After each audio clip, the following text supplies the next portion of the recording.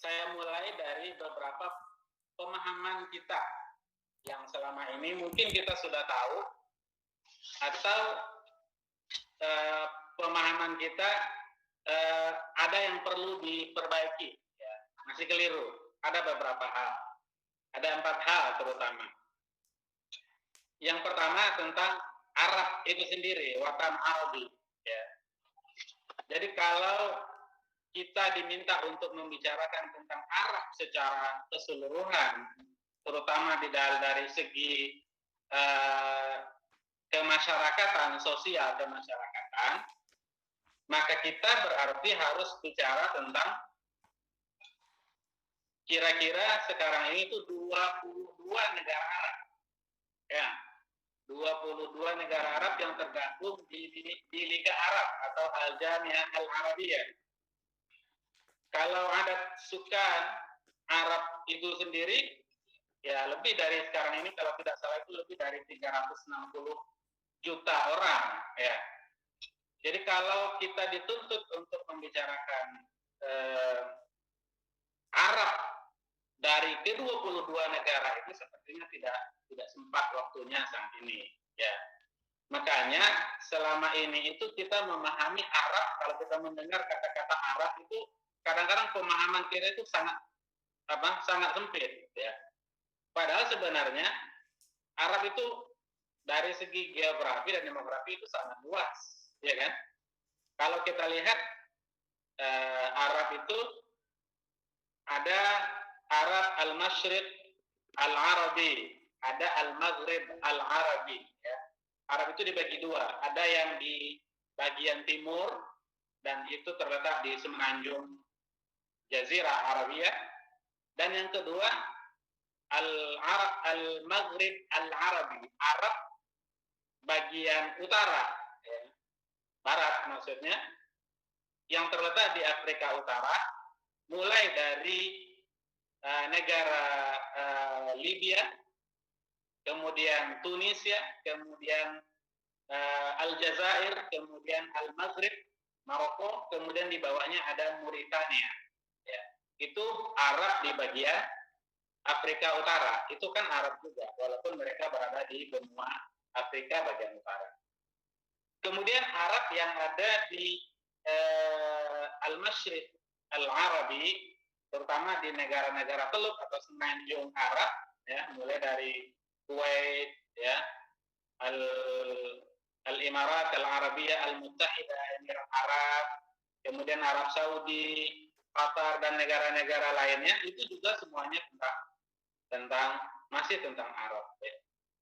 Karena kalau kita lihat dan kita dengar juga, pemahaman Arab di Indonesia ini terbatas pada beberapa negara saja. Itu yang saya temukan. Di antaranya misalnya kalau orang Indonesia bilang Arab, konotasinya langsung misalnya ke Mekah. Padahal kan tidak. Arab itu kan luas, gitu. Jadi dengan keluasan negara Arab itu, dan kalau kita nanti ingin kaji secara fakta sosial, ya, sosiokultural yang ada di situ, mungkin sangat berat, ya. Tapi ada untungnya kalau kita membicarakan tentang Arab, ya, secara umum. Karena Arab itu secara jenis atau ajnas, ya, secara letak geografi dan demografi, bahasa itu sangat terbatas, ya. Mereka itu ada yang mengatakan banyak suku bangsa, iya, tapi kembali kepada satu suku, ya, satu etnis Arab, gitu. Berbeda dengan kita yang ada di Indonesia yang berasal dari berbagai suku dan bangsa, ya. Ada yang mengatakan, ya, ada yang kalau di Malaysia misalnya dan di Brunei itu ada bangsa, ya, misalnya ada bangsa Melayu, ada bangsa India dan lain-lain, dan Cina misalnya. Baik, jadi pemahaman pertama untuk kawan-kawan yang sastra Arab, kalau Arab itu konotasinya bukan satu negeri atau satu tempat, tapi di dua benua. Di Asia, di bagian semenanjung itu Masyriqil Arabi. Kemudian di bagian Afrika, di Afrika Utara, di Al-Maghrib Al-Arabi, mulai dari Libya sampai Maroko sampai Mauritania. Itu pertama. Kemudian yang kedua tentang ad-din, tentang agama. Orang kita kalau kita sebut tentang Arab itu konotasinya langsung satu agama, ternyata itu bukan. Mungkin kita sudah tahu ya, kan bukan Islam saja yang ada di Arab. Toh? Bahkan dari zaman-zaman dulunya, bahkan dari zamannya Rasulullah SAW sendiri juga bukan satu agama yang ada di Arab. Tapi kan konotasi sekarang yang terbentuk itu adalah Islam, Arab ya Islam ya. Begitu. Ya di Arab ada berbagai macam agama ya, ada Kristen, ada Ortodoks dan lain-lain. Kemudian ada Muslim, ada Yahudi dan yang lain-lain ya. Tapi secara garis besar tiga itu. Ya ini pemahaman yang perlu kita satukan dulu persepsinya. Kemudian yang ketiga di antara pemahaman juga yang perlu kita pahami juga adalah tentang lughah sendiri. Ya, lughah, bahasa. Bahasa orang Arab dari 22 negara itu bahasa resminya memang bahasa Arab. Ya. Penutur aslinya tuh ada 360 jutaan itu memang pakai bahasa Arab. Tapi ketika kita lihat kondisinya terhadap satu negara ke negara yang lain itu punya bahasa slang masing-masing. Ya. Ad-Darija al-Arabiyah al-Mahalliyah itu kulli daulah. Ana Saudiyah مثلا لها دارجة سعودية تختلف عن الدارجة المصرية مثلا والمصريون أيضا لهم لغة خاصة تختلف عن لغة فلسطين مثلا begitu.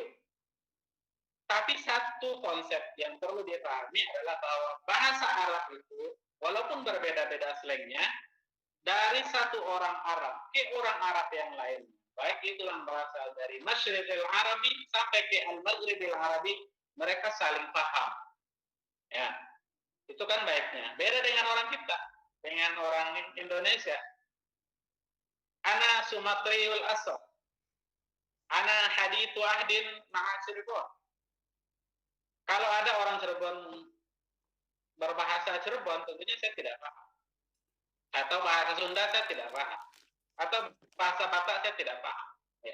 Tapi kalau orang Arab, walaupun slangnya beda-beda, dari 22 negara itu, dari dua benua itu, dari 360 juta jiwa itu mereka saling paham. Walaupun di antara mereka bisa memahami, oh ini adalah dari Mesir, ini dari Libya, ini dari Tunisia, ini dari Maroko, ini dari Saudi dan lain-lain. Ya.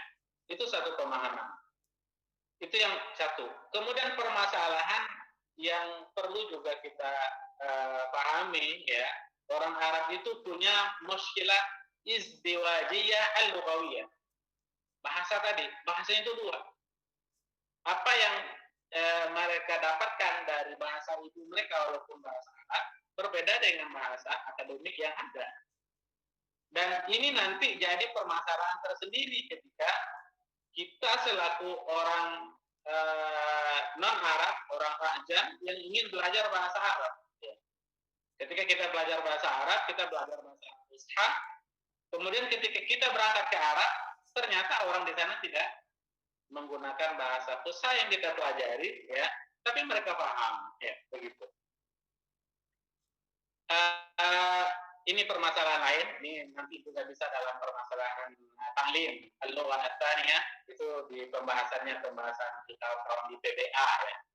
Nanti kita pembahasannya itu tentang pembahasan BSA, bahasa dan sastra Arab. Walaupun kata Pak Hajur, Pak Irfan, subhanallah, beliau memang mengatakan kita di BSA punya dua hal besar ya. bahasa dan sastra itu kan dua hal yang berbeda. Tapi kita dihimpun jadi satu, jadi sebenarnya tugas kita lebih berat dan lebih besar. Ya. Kemudian pembahasan kita pada malam ini untuk pengantar, saya akan coba bahaskan tentang haya istimaiyah, ya, tentang kondisi sosial yang ada di Arab.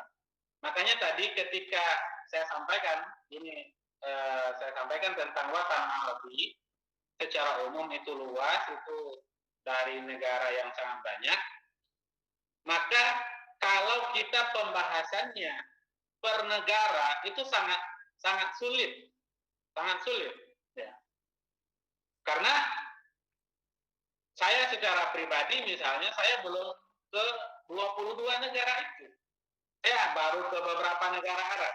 Saya pernah di Saudi Arabia, pernah di Riyadh, pernah ke Libya, pernah ke Qatar, pernah ke Emirat Arab, pernah ke Syria, Damaskus, dan beberapa negara Arab lainnya. Jadi untuk mengetahui kondisi sosial yang ada dari negara Arab yang 22 itu dan dari dua benua yang berbeda itu kita bisa mengambil maklumat dan pembelajaran, bisa menangkap kondisi yang ada tentang sosiokulturalnya itu dari intaj adabi, ya, dari intaj adabi, dari produk sastra yang mereka buat, ya. Karena kalau kita lihat, ini sebelum pembahasan sosial Arab, kita harus melihatnya dari intaj adabi, ya.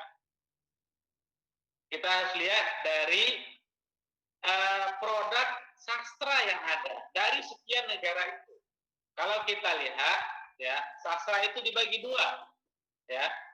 Ada nasr, ada syairun. Kita tahu sudah, ya, ini sudah pelajaran. Ada nasr, ada syair. Nasr itu adalah bahasa atau gaya sastra Arab yang sangat bagus, tapi tidak punya wazan dan tidak punya kafiyah. Wazan dan kafiyah itu adalah ada seperti misalnya kayak di Indonesia itu kayak apa ya, pantun, ada AD-nya seperti itu, ya kan. Kalau syair itu kalam jamil baligh lahu wazan wa qafiyah. Dia punya aturan irama tersendiri dan ini banyak, ya. Dan syair itu bukan pembahasan kita pada malam ini. Berarti pembahasan kita adalah nasr. Nasr itu kalau dalam bahasa Indonesianya prosa. Ya.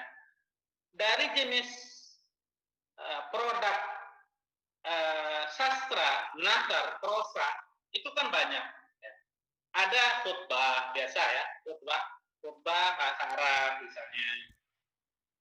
Jangan kawan-kawan di sastra Arab, ini nanti kita pembelajaran bisa lebih jauh. Khutbah jangan hanya dipahami salat Jumat, bukan. Khutbah ini hal yang biasa. Ini momen-momen tertentu bagi orang Arab untuk menyampaikan pesan-pesan, ya, mulai dari zaman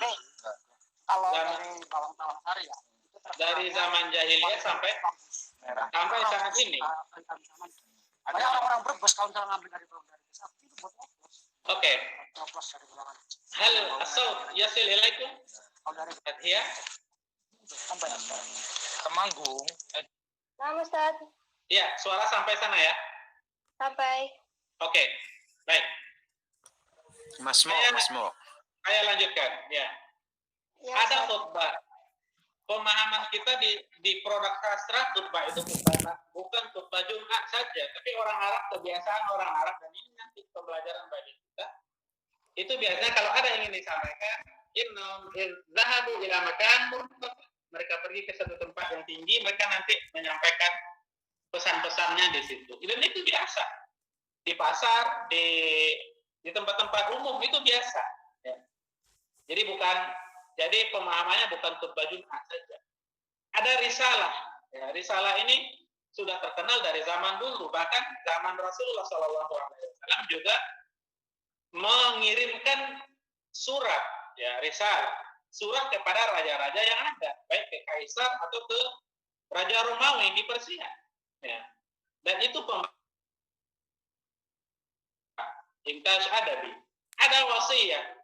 Wasiat ini juga wasiat yang disampaikan oleh orang yang terpandang, mungkin misalnya dari seorang bapak ke anaknya, dari seorang yang punya strata sosial tinggi, misalnya, itu bisa. Dan itu bahan kajian sastra, ada nafar, prosa, bukan syair. Ada masal. Ya, masal ini apa ya? Peribahasa kalau dalam bahasa Indonesia, masal, ya. Jadi ada peribahasa yang dihafalkan, qalib lugawi, dipakai untuk kesempatan-kesempatan tertentu di waktu yang sama, walaupun pembahasannya sudah berbeda, itu bisa. Ini pembahasan lain. Ada juga kisah itu dalam bahasa Indonesia mungkin cerpen, ya, cerita pendek, ya, seperti itu. Maka yang terakhir di antara intas adabi yang sangat modern, ya, yang sangat mutakhir, itu adalah tentang riwayat, ya, tentang riwayat. Ini bukan riwayat hadis, ya, tentang novel, riwayat. Baru bahasa Arabnya novel, ya, bahasa Indonesianya novel, riwayat, ya. Jadi untuk mengetahui kondisi sosial di negara Arab yang 22 itu yang tergabung di Liga Arab itu, kita lihat produknya adalah produk novel. Karena kita tahu, ya, dalam kajian-kajian riwayat, dalam kajian-kajian novel, bahwa novel itu bersumber dari, walaupun misalnya novel itu, jadi ada banyak pembagian. Ada novel yang bersumber dari kisah waqi'iyah, ya, dari cerita sebenar, kalau orang Malaysia bilang, cerita fakta, dari fakta yang ada, ya. Ada juga novel itu yang sifatnya khayal, imajinasi, tidak ada tapi dibuat, direkayasa ceritanya, dan itu yang banyak. Tapi ingat, ada sebuah kaidah di dalam pembelajaran bahasa Arab bahwa al-mar'u ibnu bi'atihi, ya. Seseorang itu adalah anak dari lingkungannya. Jadi apa yang kita tulis saat ini, apa yang ditulis oleh satu orang misalnya di satu negara, di Arab Saudi misalnya, berarti itu adalah kondisi sosial yang merefleksikan kejadian yang sebenarnya yang ada di Arab Saudi. Begitu juga apa yang ditulis oleh orang di Mesir, ya, tentang kondisi Mesir misalnya. Walaupun sifatnya adalah imajinasi, khayalan, tidak bersumber dari cerita sebenar, tapi sekian persennya itu berasal dari fakta realita yang ada di tengah-tengah masyarakat. Kalau tidak, kan kita tidak bisa berpikir di luar nalar kita yang ada. Bahwa kita sekarang berpikir, kita dipengaruhi oleh lingkungan kita yang ada. Saya sekarang berpikir dipengaruhi oleh kondisi saya yang ada sekarang di Cirebon, kecilnya lagi di sastra Arab, ya kan? Ketika saya keluar dari sastra Arab, saya dipengaruhi oleh hal yang lebih besar, lingkungan saya di perumahan misalnya. Kalau saya keluar lagi di luar, di masyarakat, saya dipengaruhi oleh orang kompleks saya, orang Cirebon misalnya. Dan begitulah kita. Jadi yang ingin saya sampaikan dalam pembahasan ini adalah bahwa riwayat novel itu bersumber dari kondisi fakta yang ada, kemudian diimprovisasi oleh sastrawan yang ada. Akhirnya jadilah sebuah novel. Ya. Begitu. Ini pengantar. Ini masih pengantar. Ya. Ini masih berapa lama lagi waktunya?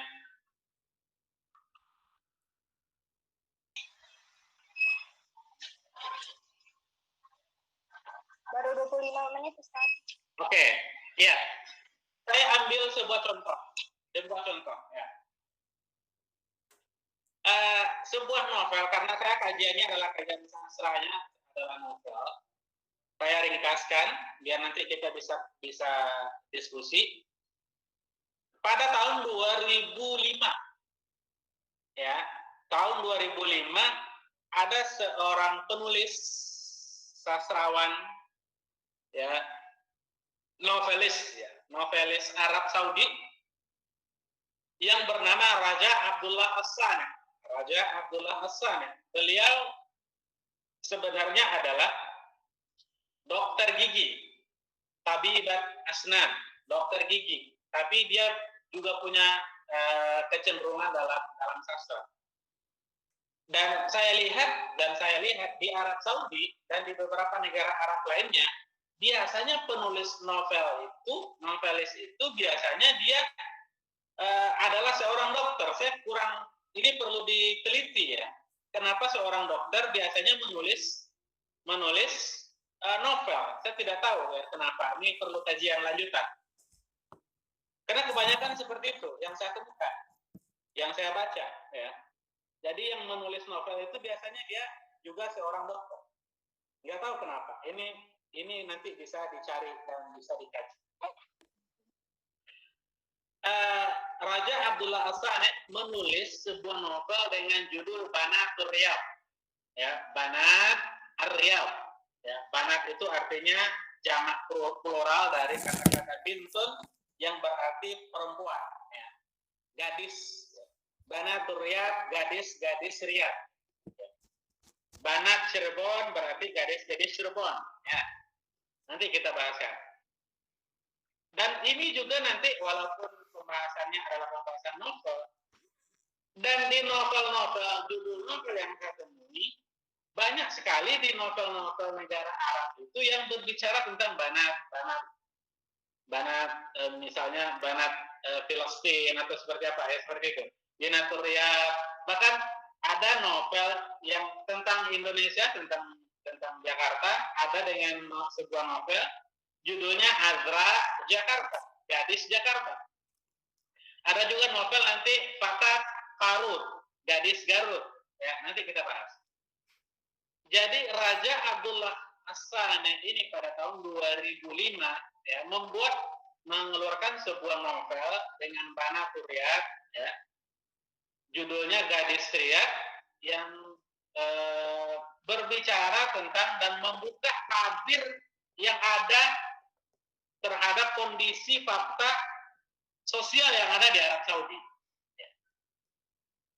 Kalau kita lihat aktualnya, ya, syukhusnya di dalam novel ini ada 4 orang. Ya. Ada 4 aktor ya di sini, semuanya perempuan. Kemudian menyingkap kondisi realita yang ada dengan sebuah novel membicarakan tentang hal-hal yang selama ini tabu di Arab Saudi, bahkan di negara-negara Arab lainnya sangat tabu. Mereka membicarakan tentang percintaan, ya, al-hub, ya, mahabbah, ya, habibi, ya kan? Kalau mungkin di Indonesia mungkin biasa ya, di Arab itu sangat tabu sekali. Bicara itu di depan umum, di khalayak ramai, perempuan itu sangat tabu. Ya. Novel ini ditulis dalam bentuk email, dikirimkan ke Yahoo Group, ya, Yahoo Group ke banyak orang Saudi selama 1 tahun kalau tidak salah, setiap Jumat. Jadi seperti mimbar Jumat. Jadi setiap Jumat dikirimlah sama orang ini cerita ya, mengkisahkan tentang 4 sahabat tadi itu, baik membicarakan tentang hal-hal yang selama ini sangat tabu di Arab Saudi, hubungan laki-laki dan perempuan, ya, hubungan antara suami dengan istri, ya, hubungan bisa juga pemahaman selama ini dipakai secara dogmatis untuk melegitimasi urusan-urusan tertentu, ya, itu banyak terjadi. Inilah yang dikritik oleh Raja Abdullah As-Sani di dalam dalam novelnya yang berjudul Banatur Riyadh ini. Itu tiap minggu, tiap Jumat dikirimkan ke Yahoo Group. Ya, ceritanya seperti itu. Akhirnya semua orang membicarakan itu. Ya, di rumah sakit, di kantor, di semua membicarakan tentang itu siapa? Banyak. 4 orang itu siapa? Dan tidak majhul itu tidak tahu siapa orang itu. Yang akhirnya menjadi pro kontra di Arab Saudi pada tahun 2005. Ya. Membicarakan tentang fakta-fakta yang ada, sosiokultural yang ada, kondisi masyarakat yang ada di Arab Saudi. Membongkar semua hal-hal yang tabu. Ya. Kalau kita lihat itu tahun 2005, saya tahun 2015 ke Arab Saudi, Riyadh. Berarti 10 tahun sebelum itu, sesudah itu. 10 tahun sesudah itu saja, saya ketika berangkat ke Arab Saudi menemukan masyarakat Saudi masih sangat tertutup. Ya. Tertutup. Kalau kita pergi ke restoran itu misalnya ada, kalau restoran itu ada babul afrad, masuk orang yang belum nikah, itu satu pintu. Kalau di bagian kedua babul ailat, ya, itu untuk yang berkeluarga, itu dibedakan. Saking masyarakatnya tertutup antara hubungan perempuan dan laki-laki dan perempuan. Ya. Begitu, apalagi pada tahun 2005, dan ini dibahaskan. Hal-hal yang selama ini memang terjadi faktanya di Arab Saudi, tapi tidak terbuka di khalayak ramai. Misalnya, kalau misalnya acara pernikahan, pesta pernikahan, undangan laki-laki dengan undangan perempuan itu berbeda tempatnya. Ya. Di perempuan yang selama ini orang Arab kita lihat itu pakai jilbab, pakai cadar, ya. Tapi ketika mereka sesama mereka buka hijab, buka semua dengan pakaian yang selama ini dipakai oleh orang sini, bisa dilihat. Pakaian you can see, ya. Ternyata itu terjadi, tapi faktanya di luar itu tidak tahu, orang tidak paham, tapi sebenarnya ada. Dan inilah yang diungkap di dalam fakta, di dalam apa ini, di dalam novel ini, ya. Jadi poin saya adalah ketika kita membicarakan atau membaca karya, produk, sastra yang terkait dengan novel, sebenarnya kita sedang mengetahui, ya, sedang mengobservasi satu tempat alur cerita yang ada di situ. Ya. Kalau ini di Arab Saudi, ya di Arab Saudi. Kalau di Libya, ya di Libya, di Mesir, ya di Mesir. Ya begitulah. Ya.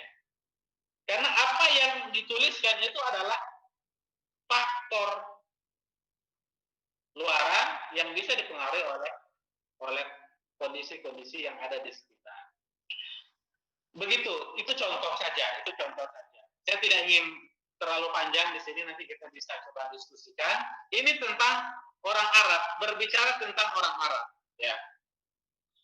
Sekarang saya coba ajak kita semua, antum dan antum semua, bicara tentang novelis Arab, berbicara tentang kita, orang Melayu, ya, orang Nusantara.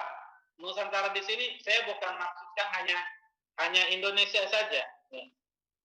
Saya secara pribadi mencoba mengkaji novel-novel Arab yang bercerita tentang orang Melayu, orang Indonesia, orang Brunei Darussalam, orang Malaysia, orang Papani di selatan Thailand, orang Mindanao, ya, di selatannya Filipina, orang Singapura, ya, lain-lain. Jadi ternyata banyak novelis Arab, sastrawan Arab membuat novel menceritakan tentang kekitaan, ya. Itu banyak faktor juga. Berarti mereka juga tahu kan tentang kita. Banyak ya terjadi sekarang ini, banyak sama ada kita yang ke sana atau orang yang ke sini, ya. Informasi sekarang ini ibarat satu kampung, ya. Dunia ini sekarang seperti Cirebon. Orang tahu apa yang terjadi di sini, orang tahu di bagian tempat yang lain. saya temukan lebih dari 25, lagi, lebih dari 25 novel Arab ditulis oleh orang Arab bercerita tentang kita, tentang orang Indonesia, tentang orang yang tadi itu yang saya sebutkan, tentang Nusantara Melayu. Ya. Dan ini berarti jadi bahan kajian kita. Bahan kajiannya seperti apa? Ya? Di antaranya adalah bagaimana orang lain melihat kita. إذ كيف نظر هؤلاء العرب أدباء العرب إذ كيف رآهم الأفكار والرؤى تجاهنا في أرخبيل الملايو عن إندونيسيا عن بروني دارسلام عن ماليزيا عن غيرها من البلدان الملوية التي تحتضن نفس القصة. Ya, itu beda-beda. Ada misalnya novel yang berjudul Mahma Ghalat Taman. Mahma Ghalat Taman. Berapapun harganya. Ya. Berapapun mahal harganya. Begitulah. Novel ini ditulis oleh Dr. Abdullah Al-Uraini, profesor di Jami'ah Al-Imam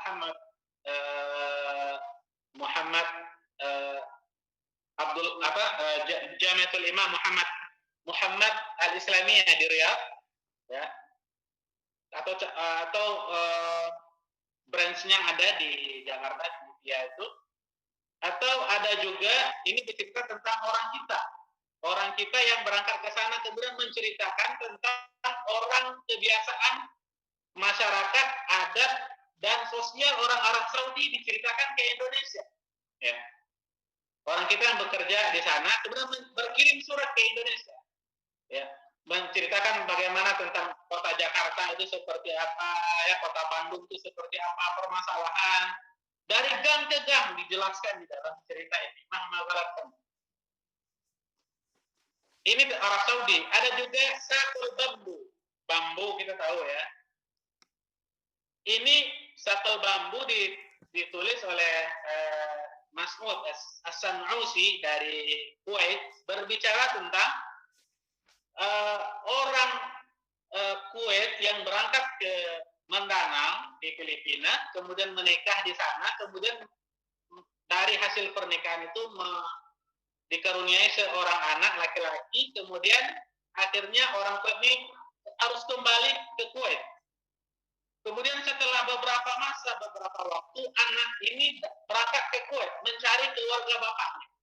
Ya, akhirnya disitulah klimaks, ya, ceritanya bagaimana persepsi orang Kuwait terhadap orang Mindanao, orang Filipina, orang kita secara umum. Bagaimana mereka melihat orangnya orang Arab, tapi kok mereka tidak melihatnya seperti itu. Ya, padahal kan anak dia. Konflik yang terjadi dalam satu keluarga melihat orang lain, ya. Jadi an-nazrah al-akharin, nazrah dunia tidak al-akharin, ini yang dibahas dalam novel ini. Ini di Kuwait. Ada juga Fatat Garut, Gadis Garut, ya. Gadis Garut ini novel sudah diterbitkan dalam versi Indonesia, judulnya Gadis Garut. Dan novel ini adalah novel pertama Arab yang berbicara tentang kita pada tahun 1929 Masehi. Ya, pada tahun 1929, sebelum kemerdekaan. Ditulis oleh orang Arab Yaman, Hadramaut, yang datang ke Indonesia, ke Garut. Kemudian akhirnya dia jatuh cinta dengan wanita Garut yang bernama Neng, ya, si Neng, ya. Cuman karena kita masih dijajah Belanda ketika itu, ada juga mandor Belanda yang jatuh cinta ke Neng ini. Disitulah klimaksnya ceritanya, dijelaskan di situ. Ya. Ada juga tentang Gadan Ansa. Gadan Ansa ini orang Mekah, juga datang ke Indonesia, bicara tentang ini. Akhirnya dia berangkat ke Mekah, akhirnya bercerita tentang kondisi yang ada di sana. Kemudian Retouch, ada novel namanya Retouch. Ini novel yang berbicara tentang orang Arab yang berangkat ke Singapura, ya. Akhirnya menceritakan tentang Singapura secara khusus dan orang Melayu secara umum. Maksud saya adalah mengambil contoh-contoh seperti ini. Dari novel-novel ini kita bisa menyimak sebenarnya tentang kondisi negara yang dibahas dalam alur atau tempat yang dibahas di situ. Dan inilah pembahasan sastra. Jadi kita tahu ketika kita baca tentang misalnya setel bambu, kita tahu kondisi kue, walaupun kita nggak pernah ke kue. Kita bahas atau baca tentang Ritaj, kita tahu Emirat Arab dikaitkan dengan Singapura, begitu. Kita baca kata Garut, akhirnya orang Arab tahu tentang Garut, padahal Garut itu jauh di sana, begitu. Inilah tentang produk sastra yang bisa membuka cakrawala kita, dan ini sangat banyak. Ini hanya contoh saja, sangat banyak.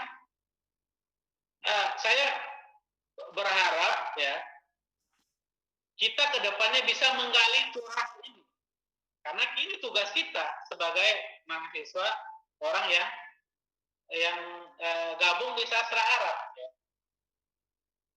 Kita keluar dari seperti subhanallah ya, seperti ininya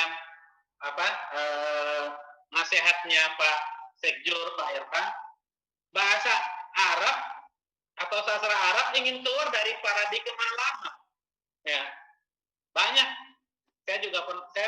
Saya praktekkan di beberapa kelas yang saya masuk, yang saya ampu di kelas, bahwa kerja itu berbasis produk.